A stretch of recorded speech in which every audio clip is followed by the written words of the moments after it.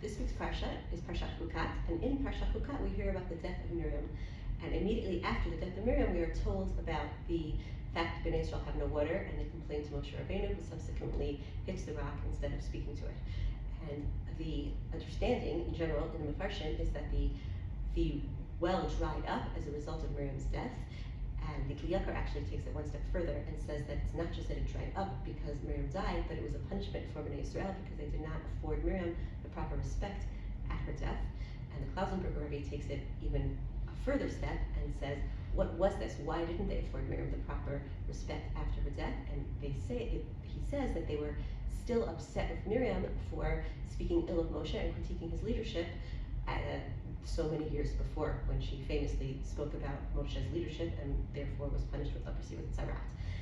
And I think the lesson here is pretty clear, because what did Bnei Israel do immediately afterwards? They complained about Moshe's leadership. They complained about his inability to provide for them. And therefore, I think one of the messages we can take from here is that it's very, very easy to see flaws outside of ourselves, but that we would do much better to reflect internally and look at our own character and work on ourselves rather than turning our gaze outwards to others. But to end on a positive note, the Be'er, the well, comes back later in the Parsha when there is the famous Shira HaBe'er, psukim that praise the well that Bnei Israel found that gave them water, that again Chazal attribute to being the well of Miriam. And part of these psukim talk about the well, there's a pasuk that says, "V'nishkefa al pnei ha'yeshimon."